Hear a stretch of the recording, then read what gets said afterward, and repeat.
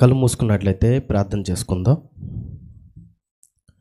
ప్రేమ కలిగిన మా తండ్రి, గడిచిన కొద్ది కాలం మమ్మల్ని సజీవ లెక్కలో ఉంచి ఈ రాత్రికాల సమయంలో తండ్రి, నీ యొక్క కుమారుడు సీను గారి ఇంటి దగ్గర తండ్రి ఈ యొక్క కూటం అనేది నిర్వహించబడుతుంది తండ్రి. మేమందరము తండ్రి నీ యొక్క మాటలు పరిశీలించడానికి ఈ యొక్క ప్రాంతంలో సిద్ధపడి ఉన్నాం తండ్రి. నీ యొక్క మాటలు చెప్పబో నాకు సమయోచితమైన జ్ఞానమును, వినబో ప్రతి ఒక్కరికి చెప్పబడుతున్న మాటల్లోని భావాన్ని గ్రహించుకునేవారిగా మేమందరం ఉండేలా సహాయం చేయమని క్రీస్తు నామమున ప్రార్థన అడిగి వేడుకుంటున్నాం తండ్రి, ఆమేన్. కూడి వచ్చిన దేవుని పిల్లలందరికీ కూడా యేసుక్రీస్తు నామమున వందనాలండి. మరొకసారి ఈ రాత్రికాల సమయంలో ఈ యొక్క ప్రాంతానికి దేవుని గూర్చిన సంగతులు, ఉన్నతమైన సంగతులు, రాబోయే లోకాన్ని గూర్చిన ఉన్నతమైన సంగతులు, అలాగే ఈ భూమి మీద మనం బ్రతకడానికి అవసరమైన ఎన్నో ఉన్నతమైన సంగతులు ఈ యొక్క ప్రాంతంలో ఉన్న ప్రతి ఒక్కరూ తెలుసుకోవాలన్న ఉద్దేశంతో అన్నయ్య గారు సీను గారు ఈ యొక్క ప్రాంతంలో ఈ యొక్క కార్యక్రమం అనేది నిర్వహించారు. ఎందుకంటే బైబిల్లో దేవుడు ప్రపంచ మానవ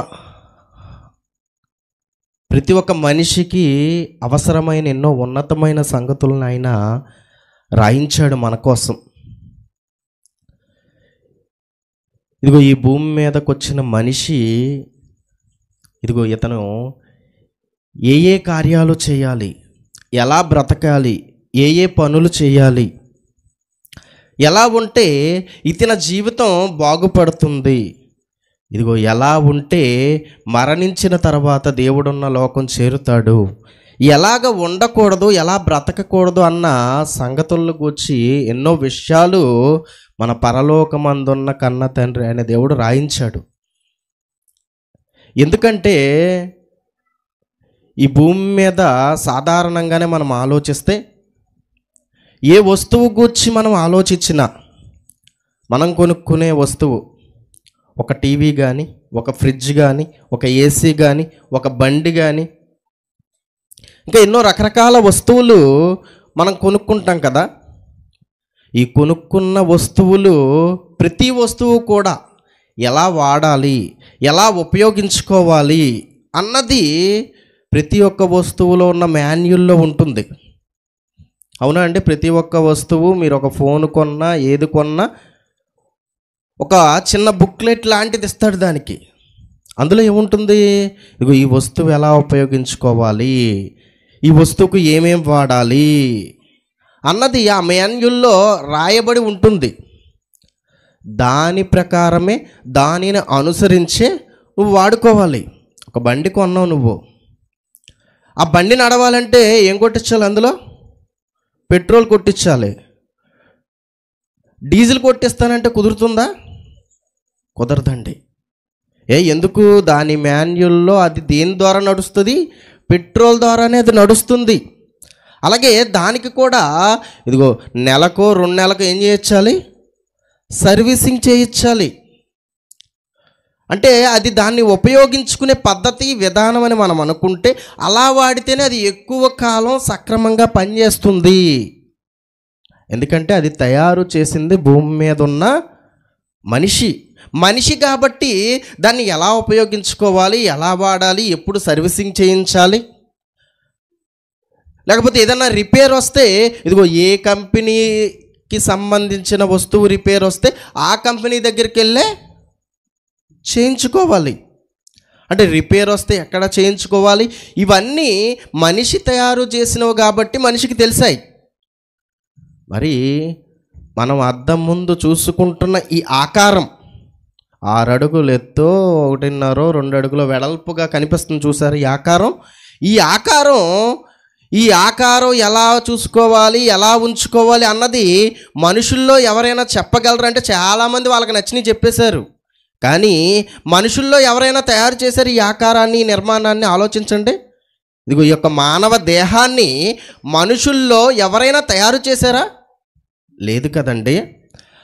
ఇప్పుడు ఒక వస్తువుని తయారు చేసిన వాడు దాన్ని ఎలా ఉపయోగించాలో చెప్పగలడు, కానీ తయారు చేయనివాడు చెప్పగలడా? ఆలోచించండి. చెప్పలేడు. కాబట్టే ఏమని చెప్పిందో తెలుసా? ఈ సమాజం, ఈ లోకం మనిషి గురించి ఏం చెప్పిందో తెలుసా? ఇదిగో మనిషి, ఇదిగో అతనంతట అతనే పుట్టాడు, ఈ సృష్టి దానంతట అదే పుట్టింది. ఇదిగో ఈ భూమి మీదకి వచ్చిన తర్వాత ప్రతి ఒక్క మనిషి ఏం చేయాలో తెలుసా? తనకు నచ్చినట్టు బ్రతకొచ్చు, తినాలి, తాగాలి, సుఖించాలి, చస్తే రేపటికి 2, చచ్చిపోయిన తర్వాత ఎవరు చూశారు? ఈ మాటలన్నీ ఎందుకు వచ్చాయి? ఆలోచించండి. మనిషి చెప్తున్నాడు కాబట్టి తన యొక్క దేహం గురించి.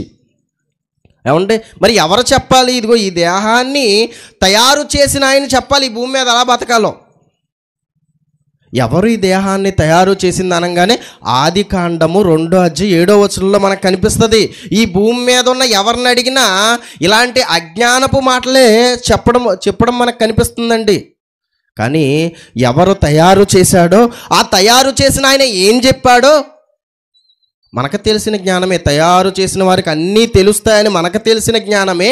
తయారు చేసిన ఆయన ఎవరు అక్కడ చెప్తున్నాడు? 2:7 దేవుడైన యెహోవా నేల మట్టితో నరుని నిర్మించి వాని నాసికారంధ్రములలో జీవవాయువును ఊదగా నరుడు జీవాత్మ ఆయను. ఎవరంట తయారు చేసింది? దేవుడైన యెహోవా. నేల మట్టితో నరుని నిర్మించి వాని నాసికారంధ్రములో జీవవాయువు ఊదగా నరుడు జీవాత్మాయను అని చదువుకుంటున్నాం. అంటే ఇదిగో ఈ మనిషిని తయారు చేసింది ఎవరు? దేవుడు.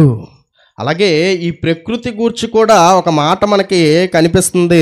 ఆదికాండం 2:2 ఆదికాండం 2:2 ఇదిగో ఈరోజు మన కళ్ళ ముందు కనిపిస్తున్న అందమైన ప్రకృతి, మనం ఉపయోగించుకుంటున్న ప్రకృతి, ఈ ప్రకృతిని కూడా ఎవరు తయారు చేశారో తెలుసా? మన పరలోకమందున్న కన్న తండ్రి అయిన దేవుడు. దాని గురించి కూడా చెప్తున్నాడు 2:2. దేవుడు తాను చేసిన తన పని అంతటిని 7వ దినములోగా సంపూర్తి చేసి తాను చేసిన తన పని అంతటి నుండి 7వ దినమున విశ్రమించెను. ఏం చేశాడో అధ్యాయం మొదటి నుంచి మీరు చదువుకుంటే ఇదిగో సృష్టిని ఎలా చేశాడు, నక్షత్రాలను ఎలా చేశాడు, జీవరాశులను ఎలా చేశాడు, అవంతా కూడా మనకు కనిపిస్తుంది. అంటే ఇదిగో తాను చేసిన తన పని అంతా కూడా ఏం చేశాడు? ఆయన పూర్తి చేశాడు. ఇదిగో చివరగా ఎవరిని కలుగు చేశాడు? మనిషిని కలుగు చేశాడు. వీటన్నిటినీ చేసిన తర్వాత వీటన్నిటిని చూస్తుంటే దేవుడికి ఎలా ఉందంటే ఇదిగో ఇవన్నీ కూడా మంచిదిగా ఉంది అని రాయిస్తాడండి. అక్కడే ఎలా ఉన్నాయంట? ఇవన్నీ కూడా మంచిదిగా ఉన్నాయి అని రాయించాడు. ఎందుకు? తయారు చేసిన ప్రారంభంలో. అయితే ఒక మనిషి ఎలా బ్రతకాలో ఎవరు చెప్పాలి? చేసిన ఆయన చెప్పాలి. మరి చేసిన ఆయన చెప్పాడండి, కానీ గ్రహించే వాళ్ళు లేరు. చెప్పాడండి, కానీ వినేవారు లేరు. తెలియక విననివారు కొందరైతే దేవుని వాక్యం తెలిసినా విననివారు మరికొందరు. ఇగో ఈ సృష్టిలో మనిషిని తయారు చేసిన దేవుడు ఇదిగో దీన్ని ఎలా ఉపయోగించుకోవాలి, మీరు ఎలా బ్రతకాలి, ఈ భూమి మీదకి పంపించాడు కదండి మనల్ని. దేవుడైన యెహోవా నేల మంటితో నరుని నిర్మించి వాని నాసికారంధ్రంలో జీవవాయువు ఊదగా నరుడు జీవాత్మాయను అని మనం చదువుకున్నాం కదా. పంపించాడు ఈ భూమి మీదకి. ఇదిగో ఈ భూమి మీదకి వచ్చిన మనిషి ఎలా బ్రతకాలి, ఈ భూమి మీద తన జీవితం ఎలా ఉండాలి, ఒక మనిషి జీవితం ఎలా ఉండాలి, ఒక కుటుంబం ఏ విధంగా ఉండాలి, ఒక ప్రాంతం ఏ విధంగా ఉండాలి, ఒక దేశంలో ఉన్న ప్రతి ఒక్క ప్రజలు ఎలా బ్రతకాలి అన్న దాని గురించి ప్రతి ఒక్కరికి ఒక విధిని దేవుడు ఎప్పుడో రాయించాడండి. కానీ మనిషి గ్రహించే స్థితిలో లేడు. తయారు చేసిన ఆయన చెప్పాడు ముందుగానే. చూసుకుందాం ఆ మాట. హోషేయ గ్రంథము 4:1 నుండి చెప్తున్నాడండి. హోషేయ గ్రంథము 4వ అధ్యాయం 1వ వచనం నుండి ఇదిగో ఈ భూమి మీదకి వచ్చిన ప్రతి ఒక్క మనిషి కూడా ఏవేవి విలువలు కలిగి ఉండాలి, ఎటువంటి ప్రవర్తన కలిగి ఉండాలి, ఎటువంటి లక్షణాలు కలిగి ఉండాలి అని ఎన్నో సంగతులు రాయించాడండి. కొన్ని మాత్రమే ఈరోజు మనం తెలుసుకుందాం. ఇశ్రాయేలు వారులారా, యెహోవా మాట ఆలకించుడి, సత్యమును కనికరమును దేవుని గూర్చిన జ్ఞానమును ఏముండాలంట? ఏముండాలి దేశంలో? దేశము అనగానే ఒక ఆయన పద్యం రాశాడు, ఏమని? దేశమంటే మట్టి కాదోయ్, దేశమంటే మనుషులోయ్. ఇక్కడ కూడా దేశం అనగానే దేశం కాదు, దేశంలో ఉన్న ప్రజల గురించి మాట్లాడుతున్నాడు. దేశంలో ఉన్న ప్రతి ఒక్కరి గురించి మాట్లాడుతున్నాడు. అందుకే ఆలకించుడు, మీరు వినండి, సత్యమును అంటున్నాడు. ఏమంటే ఈరోజు భూమి మీద యథార్థత, సత్య ప్రవక్తన ఎవరి దగ్గరైనా కనిపిస్తుందో ఒకసారి ఆలోచించండి. చిన్న పిల్లవాడు మొదలుకొని పెద్దవాడి వరకు దేవుడు కోరుకున్న సత్యం ఎవరి దగ్గర కనిపించట్లేదు. చిన్నపిల్లవాడు ఉంటాడు, ఎవరినో కొట్టేసి ఇదిగో అతని వయసుతో ఆడుకున్న వ్యక్తిని కొట్టేసి వచ్చేస్తాడు. ఎరా కొట్టావా అంటే కొట్టానని చెప్తాడండి. ఆలోచించండి, 100కి 90% కొట్టానని చెప్పరండి. ఎవరో 10% చెప్పే అవకాశాలు ఉంటాయి. అంటే ఎప్పుడు నేర్చుకున్నాడు అబద్ధం ఆడడం? ఎప్పుడు నేర్చుకున్నాడు సత్యం చెప్పకుండా ఉండడం? ఎప్పుడో ఇదిగో చిన్ననాటి నుంచి, చిన్నప్పుడే అబద్ధం ఆడినాను, పెద్ద అయ్యేసరికి ఏమండి ఇంకెన్ని అబద్ధాలు ఆడతాడు? ఆలోచించండి. అందుకే దేవుడు చెప్తున్నాడు, సత్యము ఎక్కడ ఉండాలి? ప్రతి ఒక్క మనిషిలో ఉండాలి, ప్రతి ఒక్క హృదయంలో ఉండాలి. ఏంటో తెలుసా సత్యం అంటే? సత్యం అనగా దేవుని వాక్యము. సత్యమందు వారిని ప్రతిష్ఠ చేయము, నీ వాక్యమే సత్యము. అంటే చిన్ననాటి నుండి ఏముండాలి ప్రతి ఒక్క హృదయంలో? సత్యమైన దేవుని వాక్యం ఉంటే అతని బ్రతుకు బాగుపడుతుంది. అందుకే అంటున్నాడు సత్యమును కనికరము. ఏమండి ఇంకోటికి ఏం చెప్తున్నాడు? కనికరం. చాలామంది విదేశాలలో అండి స్త్రీ పురుషులు ఇద్దరు కూడా ఎక్కువ శాతం జాబ్ హోల్డర్సే కదండి, విదేశాల్లోనే కాదు కానీ మన ప్రాంతాల్లో కూడా ఎక్కువ మంది ఏమండి జాబులు చేసేవాళ్ళు ఉంటారు. మొగుడు పిల్లలు ఇద్దరు కూడా, భార్యాభర్తలు ఇద్దరు కూడా జాబులు చేసేవాళ్ళు ఉంటారు. మరి వీళ్ళు జాబులు చేస్తున్నప్పుడు మరి వీళ్ళ పిల్లల్ని చూసుకోవాలి కదా. ఏమండి వీళ్ళ పిల్లల్ని చూసుకోవాలి. మరి వీళ్ళ పిల్లల్ని చూసుకోవాలంటే జాబులు చేసి వీళ్ళిద్దరికీ కుదరదు, లేకపోతే పనికి వెళ్ళిపోయినా సరే వీళ్ళకి కుదరదు. ఇప్పుడు కుదరనప్పుడు ఏం చేయాలి అని ఆలోచించి ఇదిగో పిల్లల్ని చూడడానికి ఎవరిని పెట్టాలి? ఒక మనిషిని పెట్టాలని ఆలోచించారు. పెట్టారు ఒక మనిషిని. పెట్టిన తరువాత ఏమండి తల్లిదండ్రులు చూసుకున్నట్టు పిల్లల్ని పొరుగువారు చూసుకోగలరా? ఆలోచించండి. చూసుకోలేరు. అది అందరికీ తెలిసిందే. పోనీ సమయానికి అన్నమన్నా పెడతారు, సమయానికి ఆకలేసినప్పుడు అవసరమైనవన్నీ ఇస్తారు, వాళ్ళని జాగ్రత్తగా చూసుకుంటారన్న ఆలోచనతో పెడితే ఒక ఆవిడ ఏం చేసిందో తెలుసా అండి? ఒక ఆవిడ ఏం చేసిందో తెలుసా? పిల్లవాడు హాస్పిటల్లో జాయిన్ అయ్యాడు. ఏంటి ఇలా పెడితే, ఒక ఆయాన్ని పెడితే హాస్పిటల్లో జాయిన్ అయ్యాడు. హాస్పిటల్లో జాయిన్ అయిన తర్వాత చిన్నపిల్లడే అండి. హాస్పిటల్లో జాయిన్ అయిన తర్వాత ఆ తల్లిదండ్రులకి ఏం అర్థం కావట్లా. ఏంటి వెళ్ళేటప్పుడు బాగానే ఉన్నాడు నా పిల్లోడు, లేకపోతే నా పిల్ల, ఇతనేంటి ఇప్పుడు ఇంత దారుణంగా మారిపోయాడు, హాస్పిటల్లో జాయిన్ అయ్యాడు, ఇలాంటి పరిస్థితి ఎందుకు ఎదురయ్యింది అని వాళ్ళ ఇంటి దగ్గర ఉన్న సీసీ కెమెరాలో చూశారండి. సీసీ కెమెరాల్లో చూస్తే అప్పుడు ఒక దృశ్యం బయటకు వచ్చింది. ఇదిగో పిల్లల్ని పెంచడానికి పెట్టిన ఒక వ్యక్తి, స్త్రీ ఏం చేసిందో తెలుసా?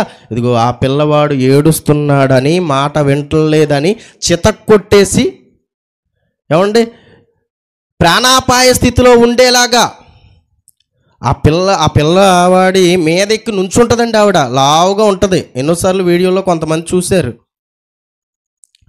ఈవిడికి ఉందా కనికరం? ఆలోచించండి. కనికరం ఉందా? ఆలోచించండి.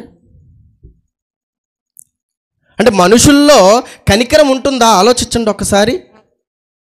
రోజు రోజుకి తరిగిపోతుందండి.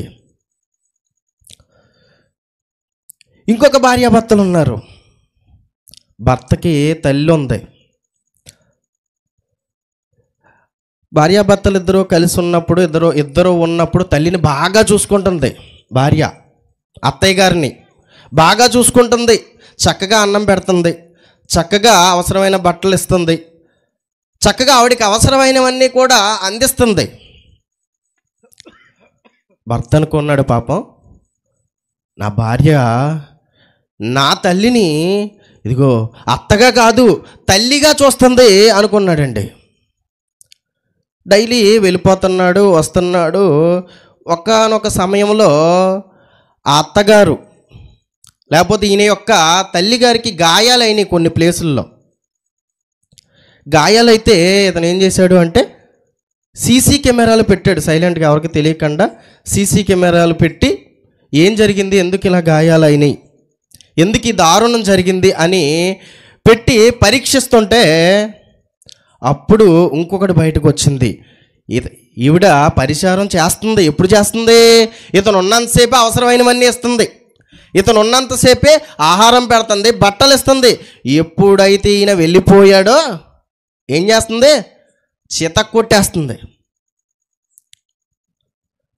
ఏమండి, కనికరం ఉంది ఈ సమాజానికి. ఒక్కసారి ఆలోచించండి, ఇది కనికరమా? ఆలోచించండి. ఒక మనిషి బాగుపడాలన్నా, ఒక ప్రాంతం బాగుపడాలన్నా, ఒక దేశం బాగుపడాలి అన్నా ఏముండాలి? దేవుడు చెప్పిన ఉండాలి. సత్య ప్రవక్తన లేదు, వాక్య సంబంధమైన ప్రవక్తన లేదు. కనికరం ఉందంటే సమాజంలో కనికరం కనిపించట్లేదు. ఏమండి, ఈ మనకు తెలిసాయి కాబట్టి చెప్పుకుంటున్నాం, కాబట్టి బయటకు వచ్చాయి కాబట్టి ఇలా బయటికి రానివన్నీ మనిషి చేసే కనికరం లేని దారుణమైన పనులు ఎన్ని ఒక్కసారి ఆలోచించండి. తర్వాత ఏం చెప్పాడు? దేవుని గూర్చిన జ్ఞానము. ఏంటండి? దేవుని గూర్చిన జ్ఞానము. ఈరోజు సమాజంలో ముఖ్యంగా కరువైంది. కానీ ఇదిగో మనిషి యొక్క పరిస్థితి రోజు రోజుకి మనిషిలో మానవత్వం నశిస్తుంది, లేకపోతే రోజు రోజుకి మనిషి క్రూరంగా మారిపోతున్నాడు అంటే కారణం ఏంటో తెలుసా? దేవుని గూర్చిన జ్ఞానం లేకపోవడం వల్ల. ఏమండి, ఏ పెద్దలైనా ఒక పిల్లవాడు ఆడుకుంటుంటే వెళ్ళి దేవుని గురించిన జ్ఞానం నేర్చుకో అనేవాళ్ళు ఎవరైనా ఉంటారా? ఆలోచించండి. మన చుట్టుపక్కల కొంతమంది పిల్లలు ఉంటారు, వాళ్ళు చక్కగా ఆడుకుంటున్నారు. స్కూల్కి వెళ్ళే టైంలో చదవకుండా రోడ్డు మీద కూర్చుని ఆడుకుంటున్నారు. ఏమంటారు ఎవరైనా? ఒక్కసారి ఆలోచించండి. ఎందుకు ఇలా గాలికి తిరుగుతూ స్కూల్కి వెళ్ళి అంటాడా, లోనకెళ్ళి బైబిల్ చదవంటారా? ఆలోచించండి. ఎక్కువ శాతం మంది చెప్పేదేంటి? స్కూల్కే వెళ్ళమంటారు. అంటే దేవుని గురించిన జ్ఞానం వద్దనా? ఆలోచించండి. అంటే దాని అవసరం లేదనే కదండి. దేవుని గూర్చిన జ్ఞానం సమాజంలో కరువు అవుతుందండి. ఇదిగో చిన్ననాటి నుండే లేని ఇతను ఎదిగాక ఒక నాస్తికుడు అయిపోతాడు. దేవుడే లేడనేవాడిగా మారిపోతాడు. దేవుడు ఉన్నాడా లేకపోతే చూపించు అనే విధంగా మారిపోతాడు. గాలి చూడకపోయినా నమ్ముతాడు, బాధను చూడకపోయినా నమ్ముతాడు, రుచులను చూడకపోయినా నమ్ముతాడు. కానీ దేవుడు మాత్రం ఏమవ్వాలంటే ఇతనికి కనిపించాలనుకుంటున్నాడు. మరి చూడకపోయినవన్నీ నమ్మావుగా. ఆలోచించు. దేవుని గూర్చిన జ్ఞానము లేదు. ఎక్కడ లేదు? దేశంలో లేదంట. దేశంలో ఏ ఒక్కరికి ఇదిగో కనికరము లేదు, సత్యము లేదు, దేవుని గూర్చిన జ్ఞానము లేదు అని. తర్వాత ఏం చెప్తున్నారో తెలుసా? ఎలా మారిపోయారో తెలుసా? ఇదిగో ఇవి మూడు లేకపోతే ఏమైపోతారో తెలుసా అండి మనుషులు? అదే చెప్తున్నాడండి తర్వాత. ఏమండి, యెహోవా దేశమందు లేకపోవుట చూచి యెహోవా దేశ నివాసులతో వ్యాజ్యమాడుచున్నాడు. ఏం చేస్తున్నాడంట ఆయన? ప్రశ్నిస్తున్నాడు. ఇవన్నీ ఎలా మారిపోయారు? అబద్ధ సాక్ష్యము పలుకుటకును అబద్ధమాడుటకును. ఎలా మారిపోయారు? అబద్ధ సాక్ష్యం పలుకుటకును అబద్ధమాడుటకును.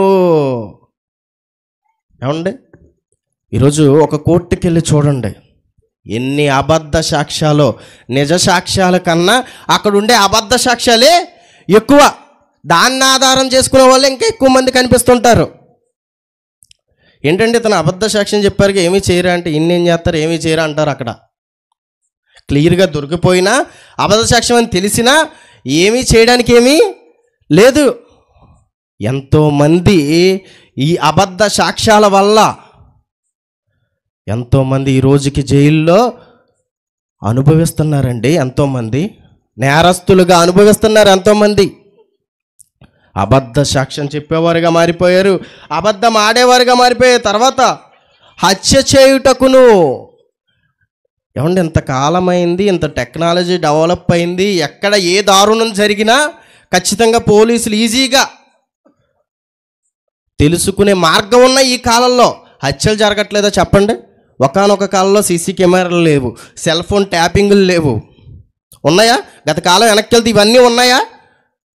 ఏమండి ఒక నెంబర్ బట్టి, ఒక బండి మీద వెళ్తే ఆ బండి నెంబర్ బట్టి కనుక్కునే పరిస్థితులు గత కాలం వెనక్కి వెళ్తే ఉన్నాయా?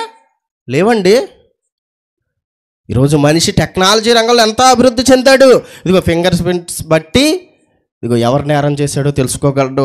అతను వెళ్ళే వాహనం బట్టి ఇదిగో ఆ వాహనం ఏ మార్గంలో ఉందో తెలుసుకోగలడు. అతను మాట్లాడే ఫోన్ను బట్టి ఇదిగో ఇతను ఏ ప్రాంతంలో ఉన్నాడో తెలుసుకోగలుగుతున్నాడు. ఇంకా సీసీ కెమెరాలు. ఏమండి ఏలూరు వెళ్ళి చూడండి, ఏ ప్రాంతం వెళ్ళి చూడండి, మనకి ఏం కనిపిస్తాయో తెలుసా?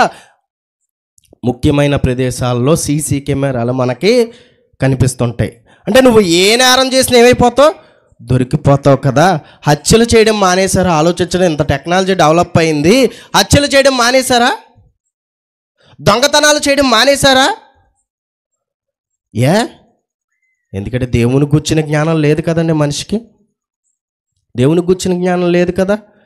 ఇదిగో లోకల్లో ఎంతోమంది చదువులు చదివిస్తుంటే ఇదిగో మా పిల్లలు డిగ్రీలు చేసి గొప్పవారు అవుతారు, ఉద్యోగాలు సంపాదిస్తారు, ఇంజనీర్లు అవుతారు అని చదివిస్తుంటే బల్ల మీద చైన్లు దెబ్బేసే బ్యాచ్లో ఎవరు దొరికారు?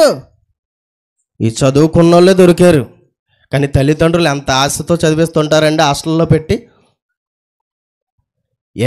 దేవుని భయం లేదు కదా మనిషికి, దేవుని గుర్చిన జ్ఞానం లేదు కదా మనిషికి. తర్వాత దొంగిలించుటయు, వ్యభిచరించుటయు వాడుకయ్యను అలవాటైపోయిందంట. అబద్ధం ఆడడం అలవాటైపోయింది, తప్పు చేయడం అలవాటైపోయింది, పాపం చేయడం అలవాటైపోయింది, నరహత్య చేయడం అలవాటైపోయింది, దొంగిలించడం అలవాటైపోయింది సమాజానికి. ఏంటైనా నరహత్య చేస్తాం అంటే ఇది నా అలవాటు అంటే ఏమనుకుంటామండి అతన్ని? ఆలోచించండి. రోజు మొహం కడుగుతావు, ఏంటిది? అలవాటు. అందరికీ ఉన్న సాధారణమైన అలవాటు. దాని తర్వాత ఏం చేస్తావు? టిఫిన్ చేస్తావు. వాడుక అందరికీ అలవాటు ఇది. దాని తర్వాత పనికి వెళ్తావు. వాడుక అందరికీ అలవాటు. ఇలాగా నరహత్య చేయడం అలవాటు అయిపోయిందంట, అబద్ధం ఆడడం అలవాటు అయిపోయింది. అంటే ఇవి చేయకుండా ఉండలేరా? నువ్వు మొహం కడక్కండి ఎలా ఉండలేవో ఇదిగో దేశములో ఉన్నవారు, దేశ నివాసులు ఎంత క్రూరంగా మారిపోయారంటే పాపం చేయకుండా ఉండలేకపోతున్నాడంట. అంటే పాపం చేయడం ఏమైపోయింది? వాడుకైపోయిందండి, అలవాటైపోయింది వీళ్ళకి. ఏమండి చెప్తున్నాడు, ఇదిగో దీనివల్ల రాబోయే పరిస్థితి ఎలా ఉంటుందో తెలుసా? దీనివల్ల వచ్చే ప్రమాదం ఎలా ఉంటుందో తెలుసా? ఇదిగో ఎన్నో తప్పులు చేశా, ఎన్నో పాపాలు చేశా, ఏం అవ్వట్లేదని నువ్వు అనుకుంటున్నావేమో, దేవుడు మాత్రం విడిచిపెట్టడు.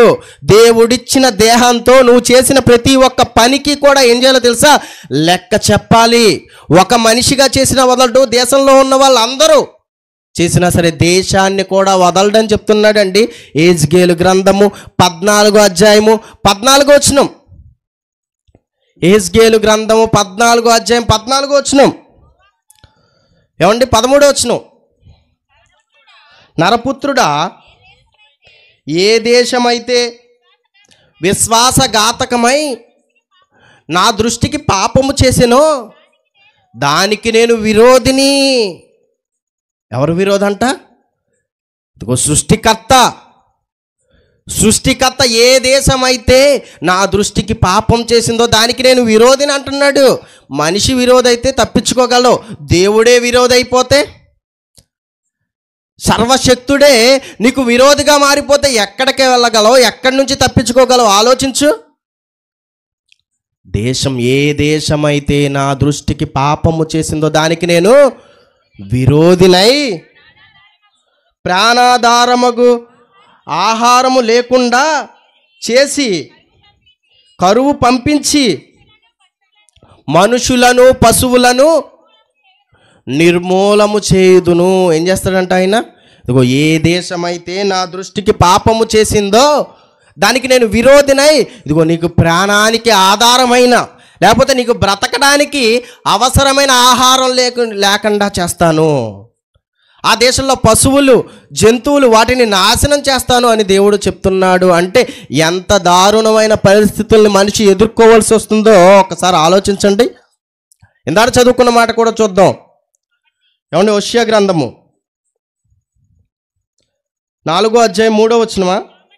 కాబట్టి దేశము ప్రలాపించుచున్నది. చూసారా ఎందుకు ప్రలాపిస్తుంది? దేవుని గుర్చిన జ్ఞానం లేదు, కనికరము లేదు. మరి దేవుడు ఎందుకు వదిలేయాలి దేశాన్ని? దేవుడు ఎందుకు వదిలేయాలి ప్రతి ఒక్క మనిషిని? ఆలోచించండి. దేశము ప్రలాపిస్తుంది. ఎందుకు? ఆయన విరోధైపోయాడుగా. ప్రాణాధారమైనది ఏది లేకుండా చేస్తున్నాడుగా ఆయన. ప్రాలాపించట్లేదు. ఈరోజు ఏ దేశాలు ప్రాలాపించట్లేదని అనుకుంటున్నారేమో. ఎన్నో దేశాలు ప్రాలాపిస్తున్నాయి తెలుసా?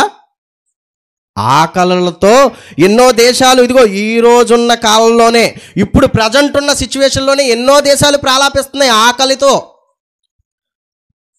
గత కాలం చూసుకుంటే యుద్ధాలతో ఎన్నో దేశాలు ప్రాలాపించాయి.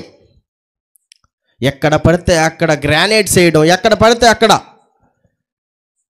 ఏమంటే బాంబుల దాడి జరగడం వల్ల ఇదిగో ఈ దేశం నుండి వేరే దేశానికి ప్రాణాలు అరిచేతిలో పెట్టుకుని వెళ్ళిపోయిన సందర్భాలు గత కాలంలో చూసాం. ఎందుకు అలా జరిగింది? ఎందుకు ప్రాలాపించాల్సిన అవసరం వచ్చింది? ఆలోచించండి.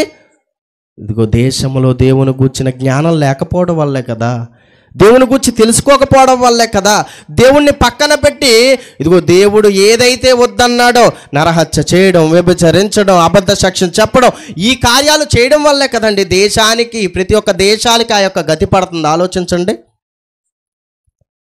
తర్వాత చూసుకున్నట్లయితే పశువులను, ఆకాశ పక్షులను, కాపురస్తులందరూ క్షీణించుచున్నారు.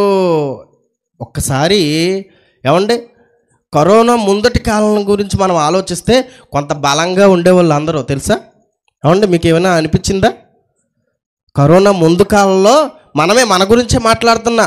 ఇదిగో కొంచెం బలంగా ఉండేవాళ్ళు. ఒక జ్వరం వచ్చినా ఏ రోగం వచ్చినా వెంటనే కొద్ది కాలంలోనే, ఒక రోజులోనో 2 రోజుల్లోనో తగ్గిపోయేది. ఇప్పుడు పరిస్థితిని ఆలోచించండి. ఇప్పుడు ప్రజెంట్ ఉన్న పరిస్థితిని ఆలోచించండి. ఒక చిన్న రోగం వస్తే వెంటనే తగ్గుతుందా? ఏమండి? చిన్న రోగం వస్తే, ఒక చిన్న సమస్య వస్తే వెంటనే తీరుతుందా? ఇదిగో మనిషి యొక్క దేహానికి సంబంధించిన సమస్య ఏదైనా చిన్నది వస్తే వెంటనే తీరుతుందా? ఏమైంది ఇప్పుడు? క్షీణించిపోయామండి. మనం అందరము క్షీణించిపోయాం. కారణం ఏంటి? దేవుడు చెప్పిన లక్షణాలు లేవుగా, దేవుడు బ్రతకమన్న బ్రతుకు లేదుగా. మనిషి యొక్క దేహం దేవుని కోసం బ్రతకకుండా లోకం కోసమే మనం బ్రతుకుతున్నప్పుడు ఇంకెందుకు ఉంచాలి ఈ దేహాన్ని ఆరోగ్యకరంగా? దేవుడు ఆలోచించు. క్షీణించిపోయింది. నువ్వే కాదు, నీతో పాటు పశువులు, పక్షులు. ఎందుకంటే నువ్వు చేసిన పాపానికే ఈ భూమి మీద నువ్వు బ్రతికిన బ్రతుకు వల్లనే వీటన్నిటికీ కూడా ఏం కలుగుతుంది? నష్టం కలుగుతుంది. అదే చెప్తున్నాడు ఆదికాండం 3వ అధ్యాయము. ఏమండి? ఆదికాండం 3వ అధ్యాయం 17వ వచనం. ఆయన ఆదాముతో, నీవు నీ భార్య మాట విని తినవద్దని నేను నీకు ఆజ్ఞాపించిన వృక్ష ఫలములు తింటివి గనుక నీ నిమిత్తము నేల శపింపబడి ఉన్నది. ఎవరి నిమిత్తం? ఆదాము అవ్వలు చేసిన తప్పు నిమిత్తం ఎవరు శపింపబడ్డారు? ఇదిగో వాళ్ళకి వచ్చింది. అలాగే ప్రకృతికి కూడా శాపం ఎలాగైతే వచ్చిందో ఈరోజు మనిషి బ్రతుకుతున్న బ్రతుకు దేవునికి ప్రతికూలంగా ఉంటే, దేవునికి విరోధంగా ఉంటే ఇదిగో దానివల్ల దేశానికి నష్టం జరుగుతుంది. దేశంలో ఉన్న సమస్త జీవరాశులకు కూడా నష్టం జరుగుతుంది. ఇంకా చెప్తున్నాడు, సముద్రంలో ఉన్న మత్స్యములు కూడా ఏమైపోతాయంట? గతించిపోవును. ఏమంటే ఎంతోమంది అప్పుడప్పుడు మాట్లాడుతూ సముద్రంలో ఉన్న కొన్ని జీవరాశులు గతించిపోయాయండి అని చెప్తుంటారు. ఏంటి కారణం? మనిషి అండి. మనిషి చేస్తున్న అక్రమాలు, మనిషి చేస్తున్న దుర్మార్గపు కార్యాలు దీనికి కారణం. చెప్తున్నాడు. ఎందుకు చెప్తున్నాడు? ఇదిగో తయారు చేసిన ఆయన ఈ భూమి మీదకు వచ్చిన ప్రతి ఒక్క మనిషి ఎలా బ్రతకాలో, ఎటువంటి లక్షణాలు అతను కలిగి ఉండాలో, ఎలా బ్రతికితే ఇదిగో అతనికి శ్రేయస్కరమో చెబుతున్నాడండి. ఎందుకో తెలుసా? మనల్ని ప్రేమించి, మన మేలు కోరి, చనిపోయిన తర్వాత మనం ఆయన దగ్గరికి వెళ్ళాలి అని ఎన్నో సంగతులు బైబిల్ గ్రంథంలో రాయించాడు. ఇదిగో దీని ప్రకారం లేకపోతే వచ్చే ఎన్నో ప్రమాదాలను కూడా రాయించాడు. ఆ ప్రమాదాలు నేడే కళ్ళ ముందు ఎన్నో మనకి కనిపిస్తున్నాయి. ఇంకా మారకపోతే, ఇంకా దేవుడు కోరుకున్న లక్షణాలు మనం కలిగి ఉండకపోతే ఏం చేయాలి? భవిష్యత్తులో ఇంకా దారుణమైన పరిస్థితుల్ని ఎదుర్కోవాల్సి వస్తుంది. దేవుడు చెప్పిన మాటల ప్రకారం మనం వినకపోతే. ఏమండి? ఈ యొక్క ప్రాంతంలో దేవుని గూర్చిన మాటలు వినాలి, ఎంతోమంది దేవుని జ్ఞానం తెలుసుకోవాలి అన్న ఉద్దేశంతో రాత్రికాల సమయం ఎన్నో విలువైన సంగతులు మీకు తెలియజేస్తున్నామండి. ఇదిగో దేవుడిచ్చిన ఈ దేహంతో ఏ ఏ పనులు చేయాలో ఇదిగో దేవుడే చెప్పాడు. ఎలాంటి ప్రవర్తన కలిగి ఉండాలి, ఎలా బ్రతకాలి. ఇప్పుడు చూసుకున్నాం కదండి. ఏ ఏ లక్షణాలు ఉంటే ఇదిగో నీ బ్రతుకు పాడైపోతుందో చెప్పాడు. ఏ ఏ లక్షణాలు ఉంటే నువ్వు బాగుపడతావో కూడా దేవుడే చెప్పాడండి. ఆయన చెప్పిన మాటల ప్రకారం ఎవరైతే విని వాటిని అనుసరిస్తూ ఉంటారో వాళ్ళే దేవుడున్న లోకం చేరగలరండి. విలువైన అంశం మన కోసం ఏర్పాటు చేయబడింది. ముఖ్య సందేశంగా కట్టె మిగిల్చిన కన్నీటి గాథ. 2వ ప్రసంగంలో విందరు. కానీ కళ్ళు మూసుకున్నట్లయితే ప్రార్థన చేసుకుందాం. ప్రేమ కలిగిన మా తండ్రి, ఇప్పటి వరకు తండ్రి మా బ్రతుకులకు అవసరమైన ఎన్నో విలువైన సంగతులు తండ్రి మేము విన్నాం తండ్రి. ఇನ್ನು వదిలేసేవారుగా కాక ఇన్న ప్రతి మాటను గూర్చి ఆలోచించేవారుగా మేమందరం ఉండేలా సహాయం చేయమని క్రీస్తు నామమున ప్రార్థన అడిగి వేడుకుంటున్నాం తండ్రి. ఆమెన్.